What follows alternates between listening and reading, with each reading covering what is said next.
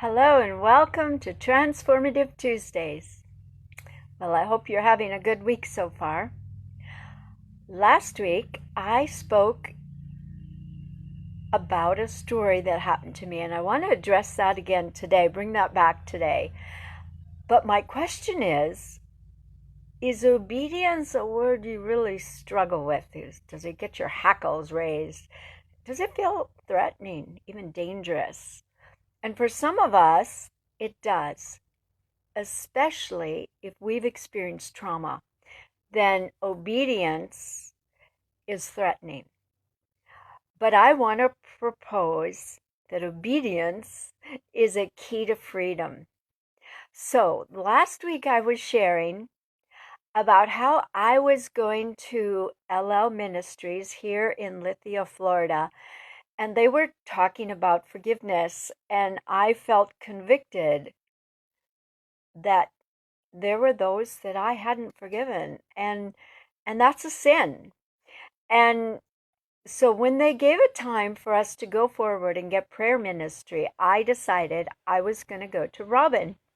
But the Lord arranged a different way and had a lady cut in front of me, and she got there first. And so there I was, and there were no ladies available to talk to. And the Lord said to me, I want you to go to Victor. And I said, no way, because I was not going to go to a man to ask for prayer, to ask for help.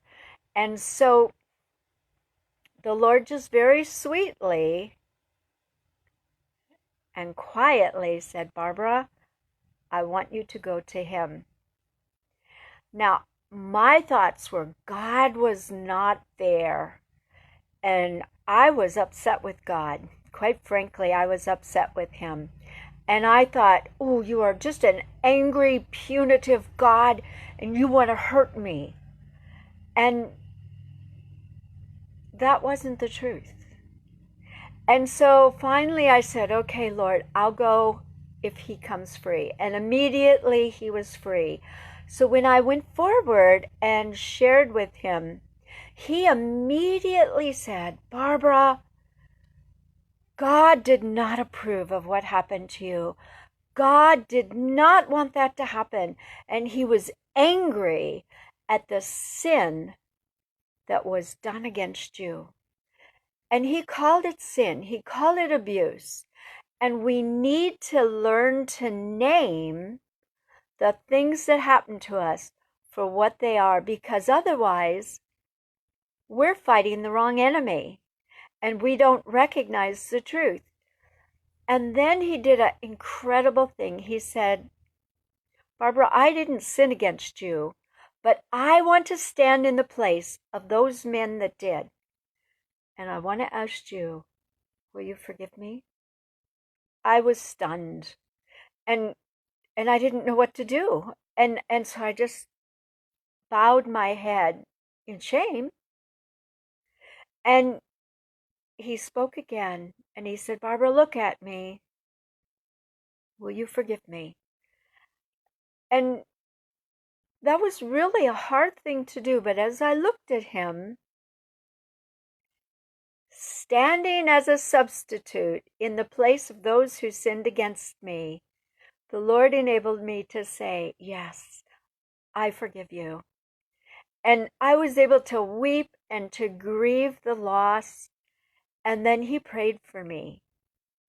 And so why am I telling you this? What difference does that story make? I'm glad you asked. Now, there was a lie that I believed. I believed God was angry with me.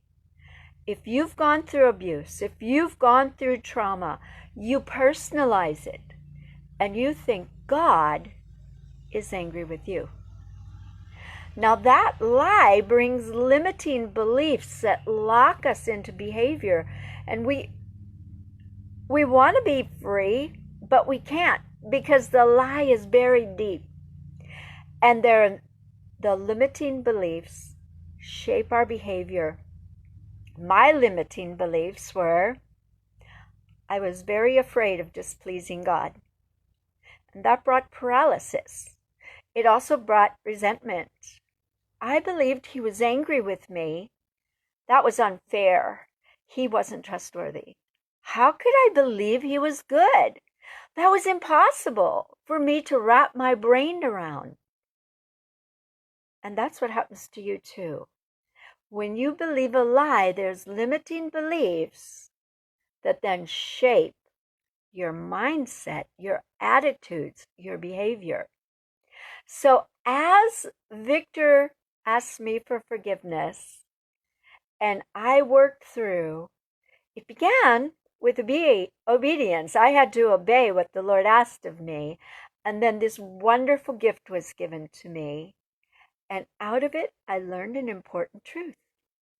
God was angry at the sin that was done against me. He wasn't angry with me. He didn't blame me. He didn't hold me responsible for what happened to me. He didn't see me as shameful. And he doesn't see you as shameful. He does not hold you responsible for what other people do to you. And because I understood, I was able to relax and receive God's love and begin to grieve, which moved me forward into healing. So again, how does this make a difference to you? If you've experienced abuse, trauma, maybe you're feeling discouraged and distressed, maybe you're fighting depression, there's a lie that is buried deep beneath the surface, and you don't know what it is. But that lie came from whatever it was that wounded you. And out of that lie grew limiting beliefs. The fruit of the lie were limiting beliefs. That's right. That's right, Galena. The Lord does not hold you responsible for what other people do to you. Now, those limiting beliefs lock you into believing more lies. And like me, you're going to have negative feelings, especially about obedience. It's going to make your hackles rise. You'll be like that animal whose fur rises on the scruff of his neck because he senses danger and he's ready to fight. But you don't have to fight to protect yourself from the Lord. He wants to be your protector. And he wants to gently and tenderly bring light into your heart so the limiting beliefs are exposed and so the lies you believe are exposed. So then he can plant his truth in the soil of your heart so it can bring forth life, freedom, victory. So there's a call to action here.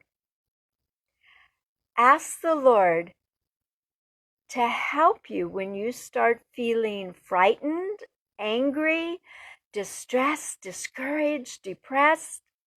There's something going on inside, and he wants to walk with you through it.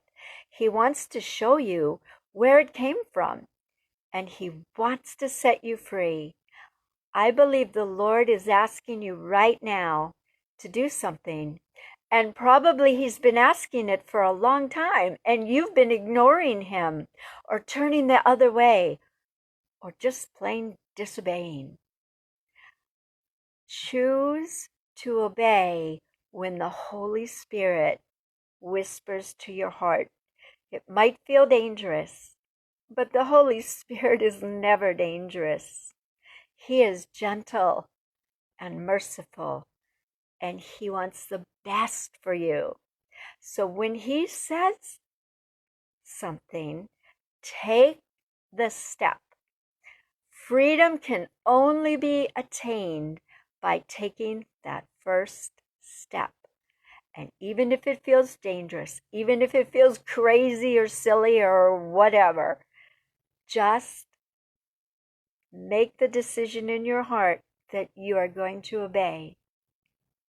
And then, as you obey, ask the Spirit to show you what it is that was making you afraid. What is the lie you believed? And it'll be a lie about yourself.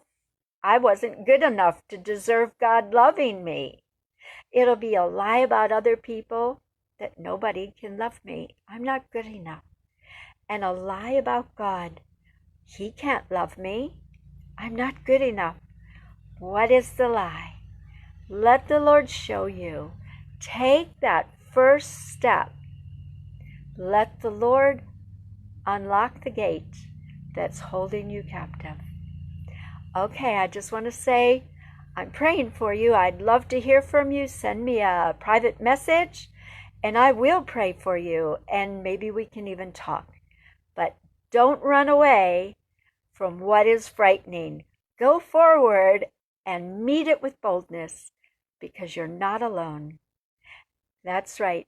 You do not have to fight the Lord. He wants to be your protector, and the Holy Spirit is never your enemy. So God bless you. Take care and have a wonderful day, and take that first step. Bye-bye.